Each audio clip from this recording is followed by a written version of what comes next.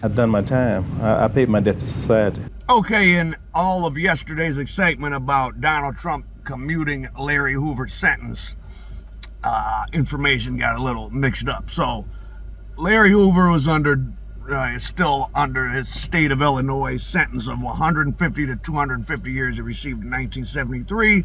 Larry Hoover, also known as King Larry, the reputed head of the Black Gangster Disciples. He is now 42 years old, older and wiser, he says. Anytime you do a extensive amount of time, it can have two effects. It can harden you, or it can make you think. And I've thought. And apparently he's done a lot of thinking about stopping the senseless gang-related violence plaguing the streets of Chicago. Violence, he says, over vague ideologies. One teenager don't like the other teenager because the way he wears his hat, because his ideology is different from his. A disciple don't like a vice lord. We all black people. It's no different. Hoover admits to being one of the architects of Chicago's fragile gang truce. He also takes credit for authorizing members of his so-called street organization to march on City Hall last May during a protest over plans to close health care clinics in African-American neighborhoods. After spending 20 years in the Illinois prison system, Larry Hoover has just about seen it all. He started out at the maximum security prison at Stateville. 6 years ago, he came here to Vienna, a minimum security prison in the southern part of the state. Some say it is the final step toward freedom. Hoover says he knows he can't change the past, but that he wants the chance to prove that he can be a positive influence on the future.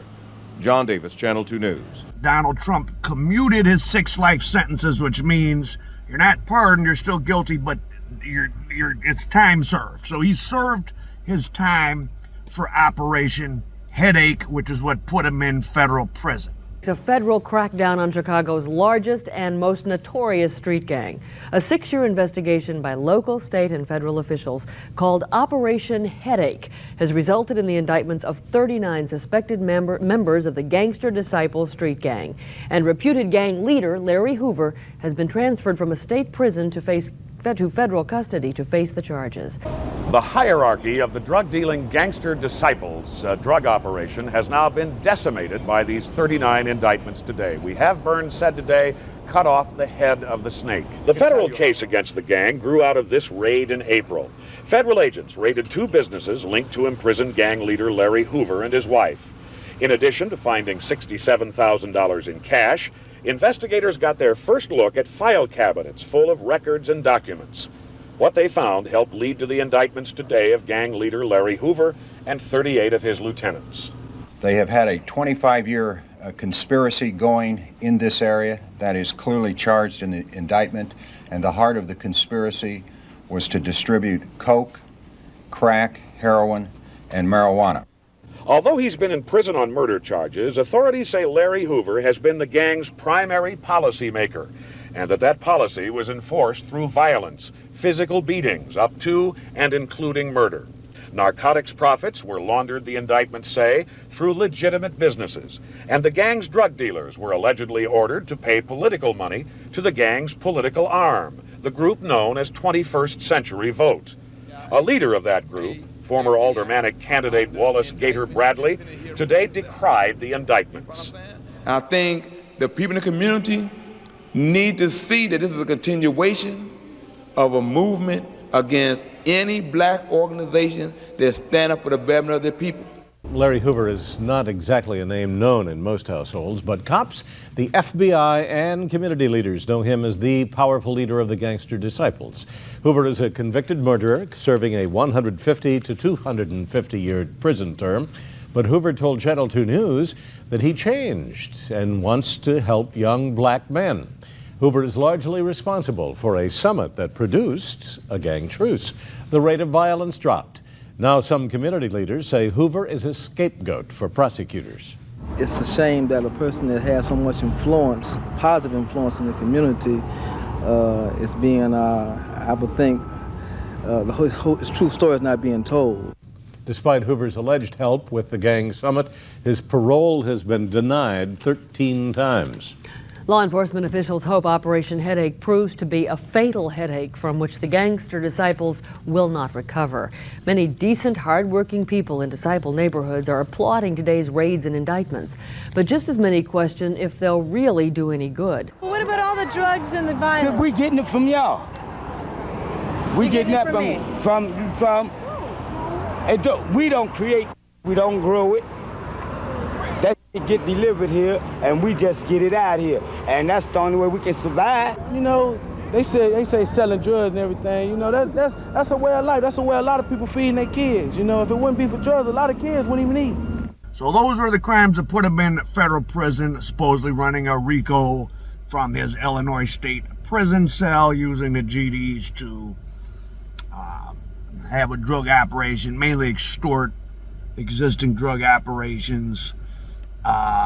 I think that there is something to the conspiracy theory that the government went after him at that time because he was organizing voters, and in tight political elections, you know, an extra 20, 30,000 votes could cause a different candidate to win.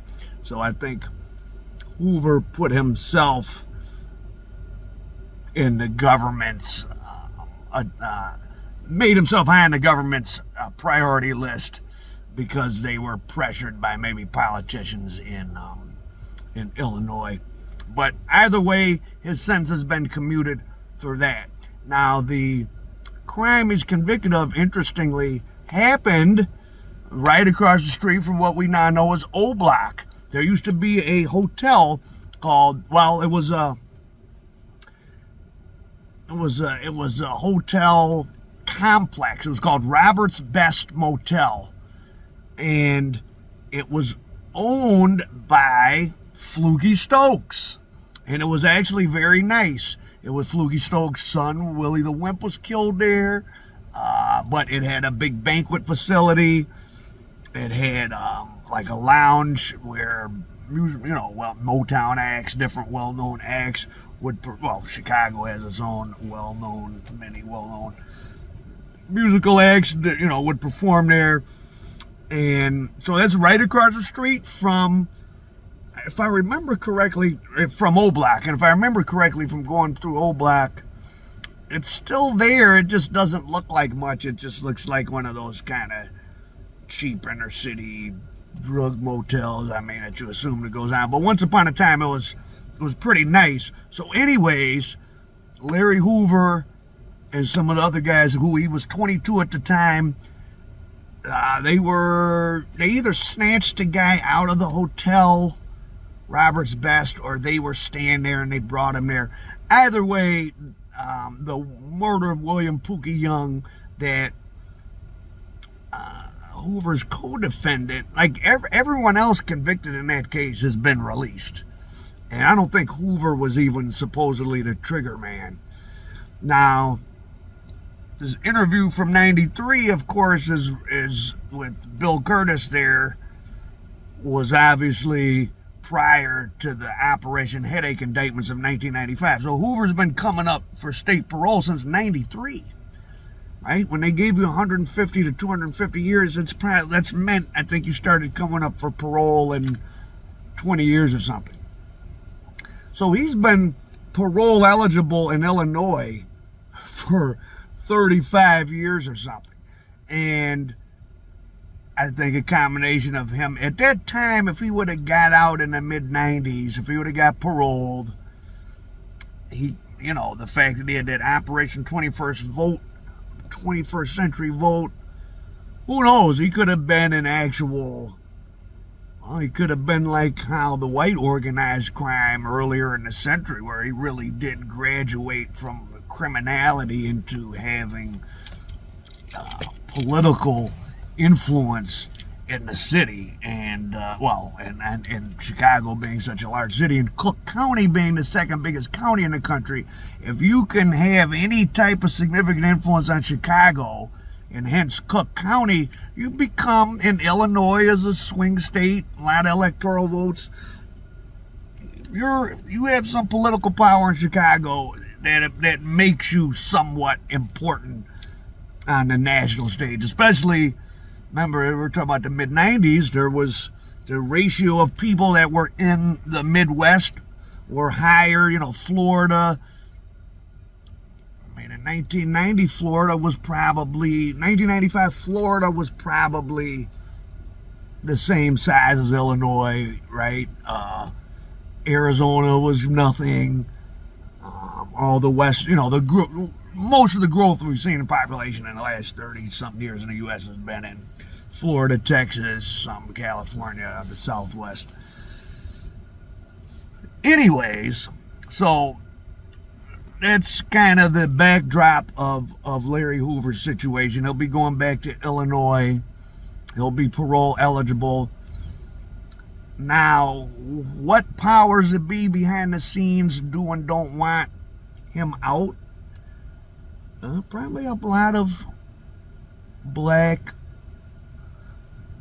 criminal people from the legal system and the black pastors. They'll probably agitate for him to not get out, because these are the people in the communities beset by so much violence.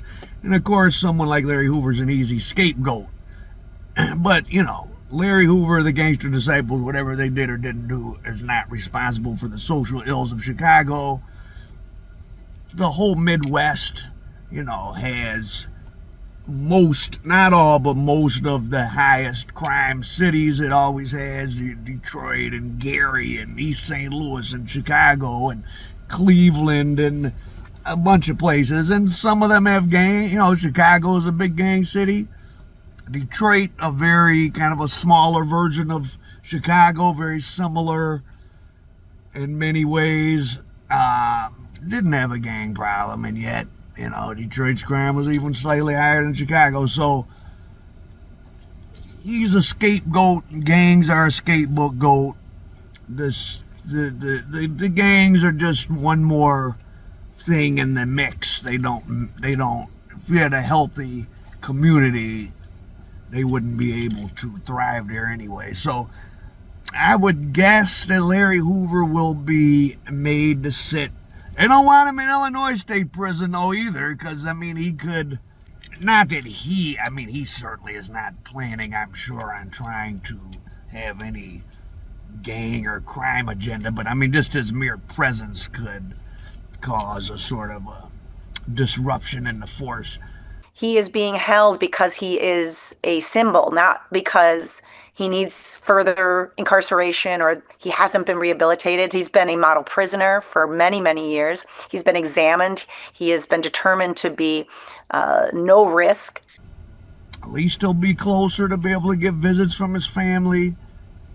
Probably they'll make him jump through some hoops, do some programs, sit in there for a year. He's old. He's been in there 52 years, 1973 till now. I mean, truly his whole life. I mean, he's been in Florence ADX. When are you, 97? I mean, that's 28 years. I mean, he's paid whatever penalty he needs to. His federal term, Trump commuted him, that is time served. They can't hold that stuff against him. Well, the parole board can hold against him whenever they want to. Actually, I shouldn't have said that, but hopefully they just make him sit in there for not too long, 6 months or a year, and create a parole plan for him. It's possible, though, that there's people that don't want to let him out, but we shall see. We shall see. So Larry Hoover is free from his federal sentence, not from his ridiculous state term. Remember, this guy came up for parole all the way back in 93. And so he's been parole eligible in Illinois all that time. They could let him right out. We'll see. So I've also included, I've done a lot of stuff on Hoover. I just wanted to give you a more precise update. And here on the back end of this are an interview with U.S. Floyd, who once upon a time was Hoover's What was a high-ranking GD, was in prison with Larry Hoover. He's now a community activist. We wasn't with no organization no more, cause then all the older guys, like I said, they started fading away. So that left a void, and that gave me an opportunity to rise up, you know, because like I told you, I was a soldier before I was anything, a chief. I was a soldier, and I took orders, and I did what I put in a lot of work. I'm gonna put it like that. I put in a lot of work. So we covered from Halsted to Cottage Grove, from maybe 87 to the hundreds, the beginning 99th to 100. So now, when the guys that was in charge start stepping away, it gave me a chance to come up, you know, rise up, be recognized. But I'm known all through the community. So now it's no leadership and everybody looking at me, you know, looking towards me. I ain't gonna say default because I put in a lot of work. So it just happened because I was true and they knew I was real. We're gonna say hundreds. Once I took over the Syndicate, Blackstone Syndicate Ranger, then I was in play with hundreds of guys. Well, I just told you we stepped away from the Blackstone, so they was mad, they was upset.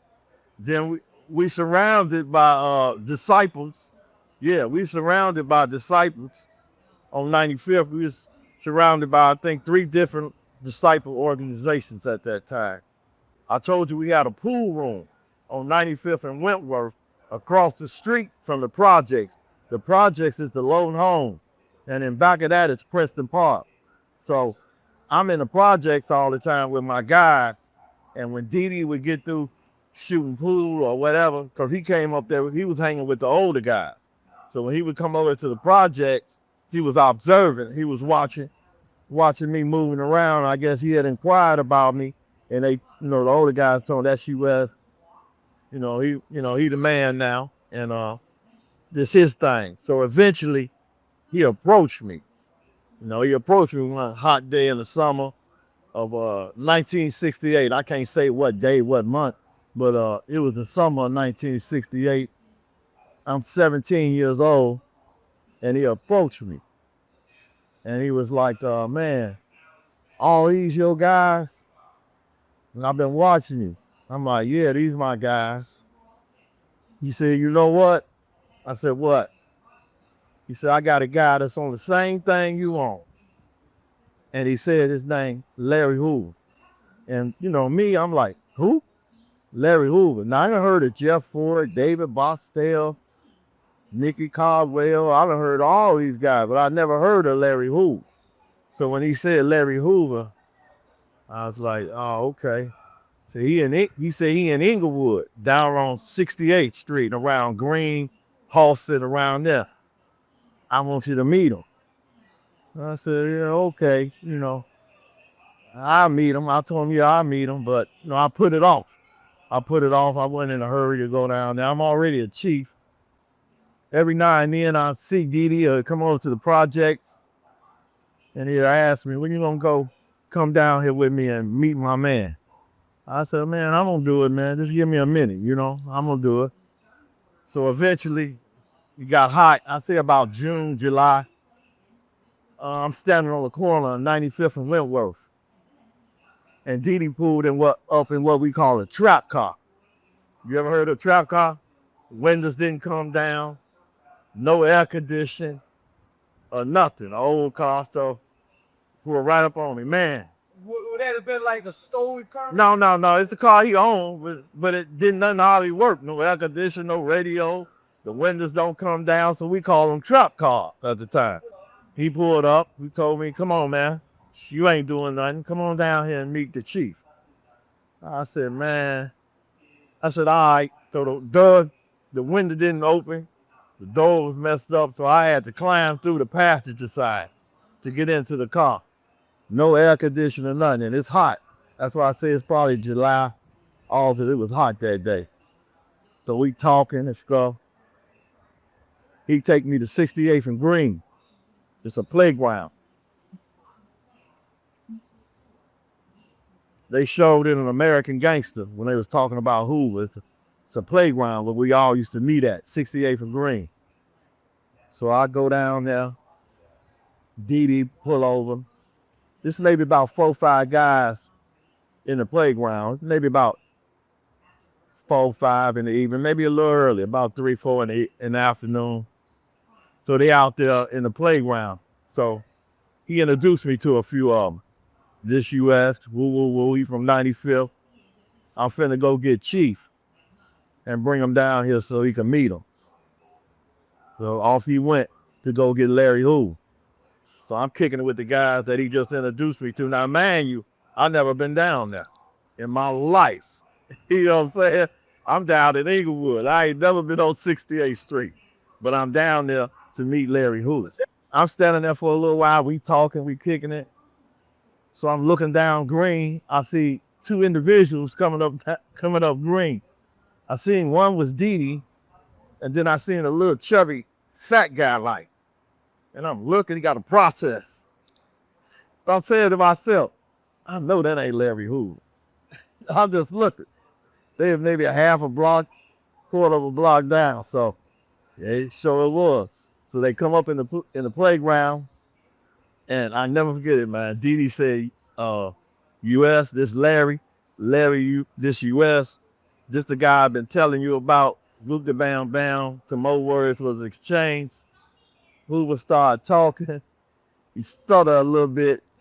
If you ever been around, he stuttered. Man, I heard a lot of good shit about you. We could take this shit over. We could take this city over. I look, man, who is it?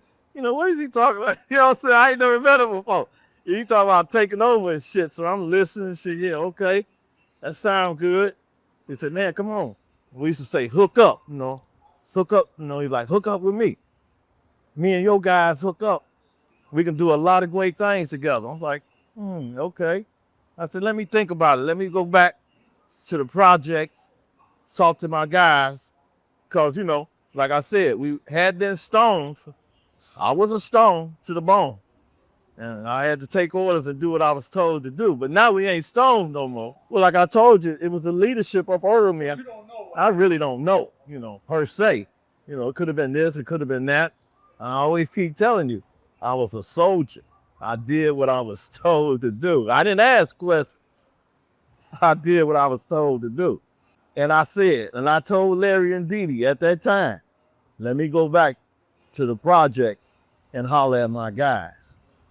So I go back, Dee bring me back in that hot car, smoking hot, no air conditioner, nothing. So we jump in there after the little meeting with Larry, and we go back to 95th.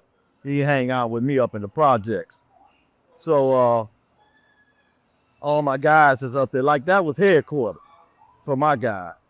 So we all in there that night, and they was like, where you been? I said, I went down in Inglewood with Dee.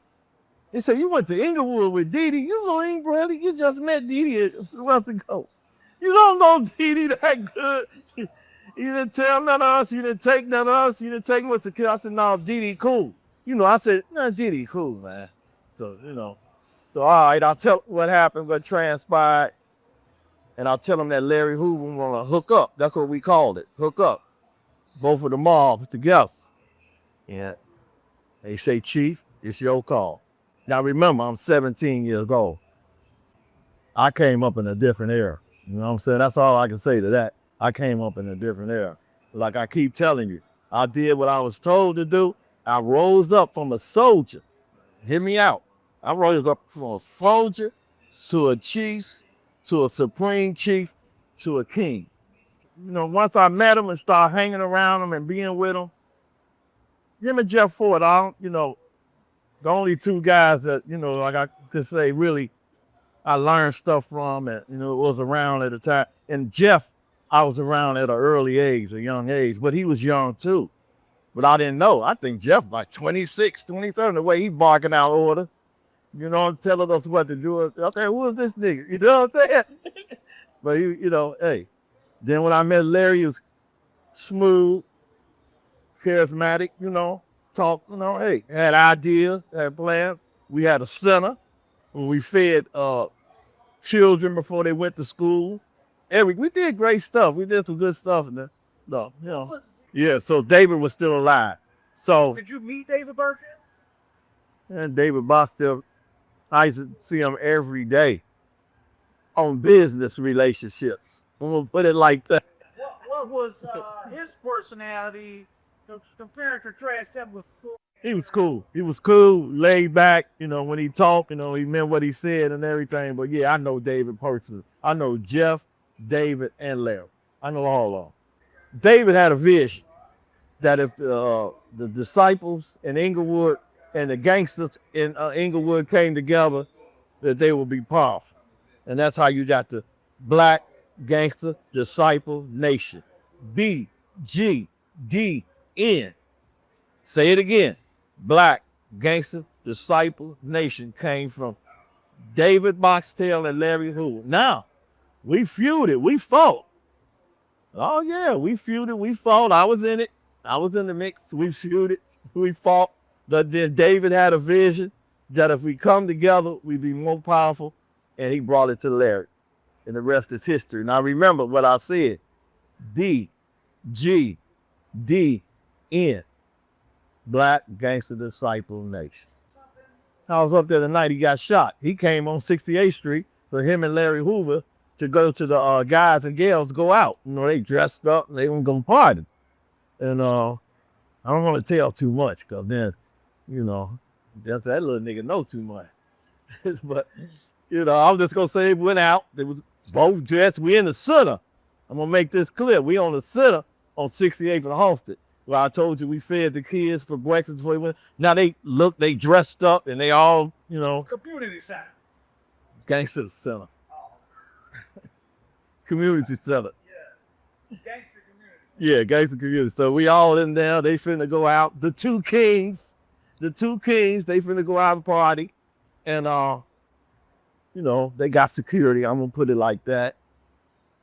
And when they get in the guys and gals, a weapon accidentally discharged, and that's how David got shot. I was up there the night that they went to the guys and girls together. Oh, so you ain't saying that like wink, like he accidentally got shot? I'm saying he accidentally got shot. Oh, wow. He had that kidney problem. He was on the machine and all that. Nobody gonna think he gonna die from that old gunshot wound, but he did eventually, like you said, a couple of years later. The first part of, I was planning on doing something longer, but it was kind of time consuming to edit, and it was maybe a little too academic. It didn't have enough excitement for you guys, but it was a very good book written by a black scholar. So it's about Mayor Richard Daley, aka the Boss, longtime Chicago mayor, white Chicago mayor, 50s, 60s, 70s, and David Barksdale, who started the Disciples, which predates Larry Hoover's Supreme Gangsters. Barksdale was a much more prominent gang leader earlier. Him and Jeff Fort had power and were impacting city politics, interacting with the Black Panthers, going downtown, causing strikes and doing a lot of interesting stuff. So if you're really interested in the Chicago gang history, read that book. That's the situation. He's getting out the feds, commuted to time served thanks to Trump, and he's going to the state. He's been parole eligible since '93, but he does have a 150 to 250 year sentence out profit American dope.